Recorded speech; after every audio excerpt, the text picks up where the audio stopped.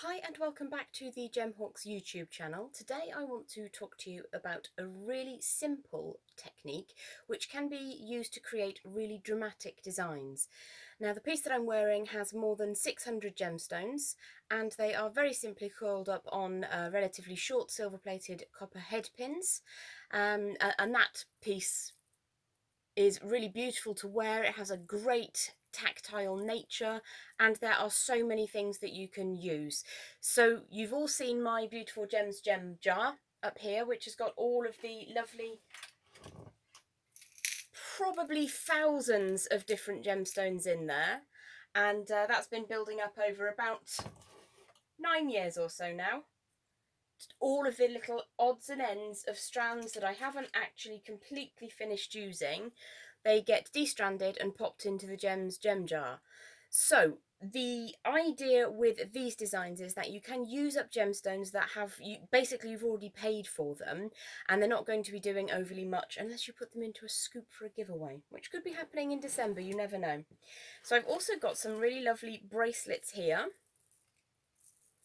There's a rose quartz, there's a bright pink, a muted pink and an aquamarine collection, and these are all bracelets that are going to be using the exact same technique we're going to look at now. All of these pieces are available on my new Monday store. Link will be in the description to the video below if you want to check them out. Now we're using a very minimal amount of components. I have got today some beading thread. This is 0.38mm steel core beading thread. And I've also got a small assortment of silver plated copper findings. So I've got the clasp of my choice, I've got crimp covers, crimps, 2 little spacer beads, and depending on how many you want to make, I have a little collection here of silver plated copper head pins. Now these are quite short. You can utilise much longer head pins, the word went. You can utilise much longer head pins if you want to create a design that uses fewer gemstones, and I will show you as we move along how that will work for you. Also on the bench today I have a collection of pre-created little coils for the cluster design, and these again are just random gemstones that have been utilised in previous projects, and when I have time I will take my gemstone scoop like so, and I will coil up random gemstones so that they sit like this, and then they await a project in the pot. So I'm just going to put the pot out of the way and pop a few more loose gemstones from the Jem's gem jar onto the table.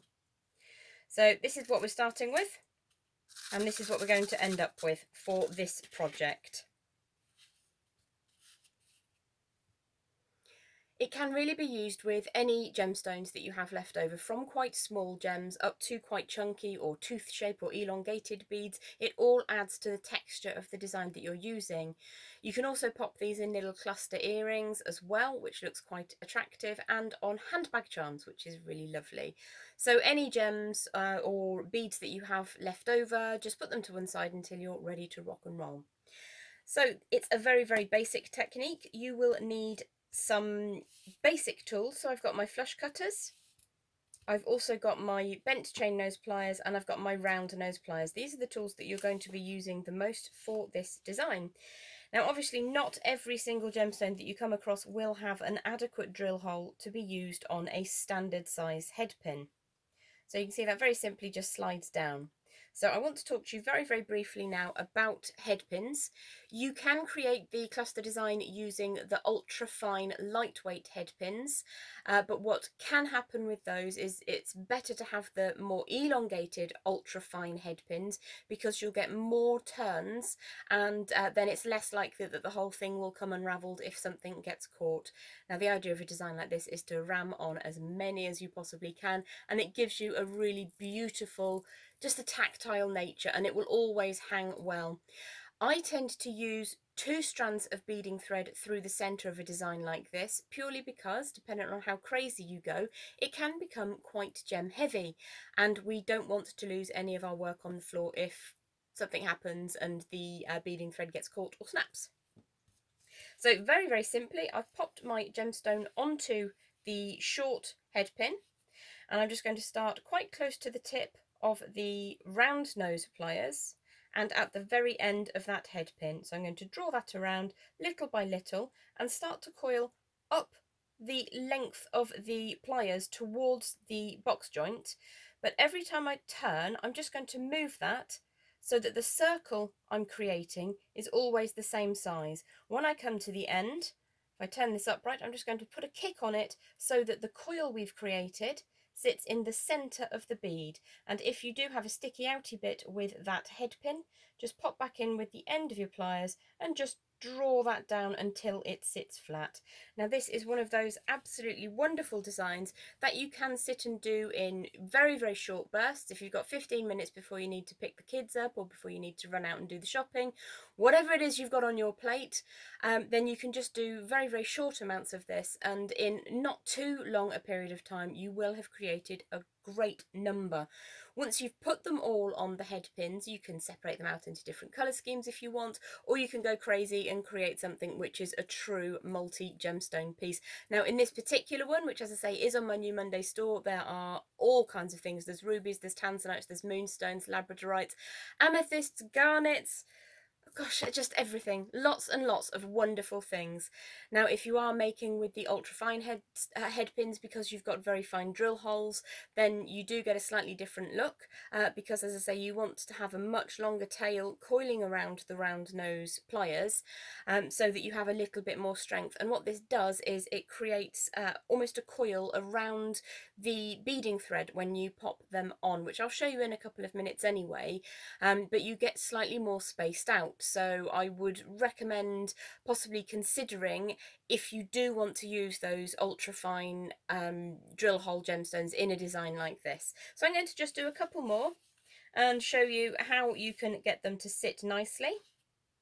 So here's a bead which is a rough nugget. This one looks like a jasper of some kind. Really, really interesting design on it. But what we're looking for here is a multitude of colours. So again, I'm starting close to the end and I'm just turning that little by little. You can just check the tail there if you want to and give that a bit of a scooch down at this position if you prefer. Draw that all the way around. We've got two good coils, and then I'm just going to move the circle that we've created so that it sits centrally against the drill hole.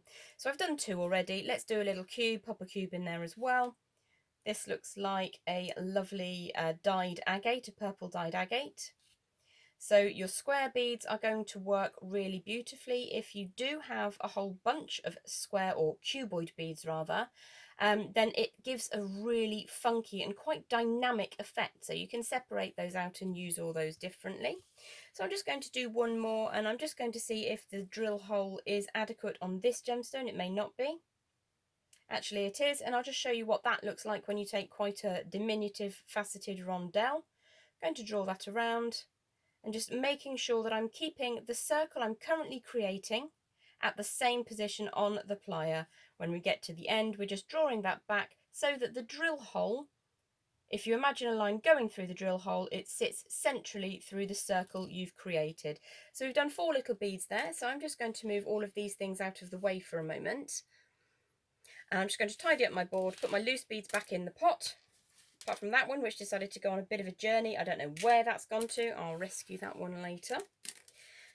And we're going to have a look at the types of beads that have already been created. So let's move things out of the way and throw these down.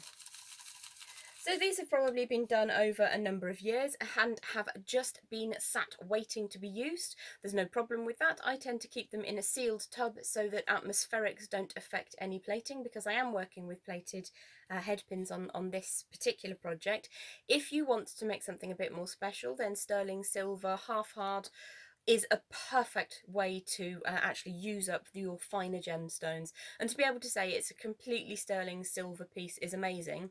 However, one thing I will say is that in this necklace there are at least 600 gemstones. I did at one point just estimate how many there would be. So in one of the bracelets there are probably 2 or more hundred pieces. So that's 200 head pins that you would use, which is why I tend to go for the silver plated, or your coloured plated if you prefer. So we've got a nice assortment here. What you can do is to go for a truly random design is just don't think too much about what you're picking up. So I've just taken a small selection there, got my beading thread, so I'm just going to unravel one end of that. I'm going to pop a stopper bead on the other end so it doesn't all come undone. So I've just got this little lapis lazuli chosen at random, and I'm going to pass the beading thread through twice in the same direction to create a stopper at one end, so that I know anything I thread on this side isn't going to go whoosh onto the floor and be lost forever. So I've got the open end of my design now, and I'm just going to very, very randomly, what I might do actually to make my life easier is pop on my crimp bead first, then a little spacer.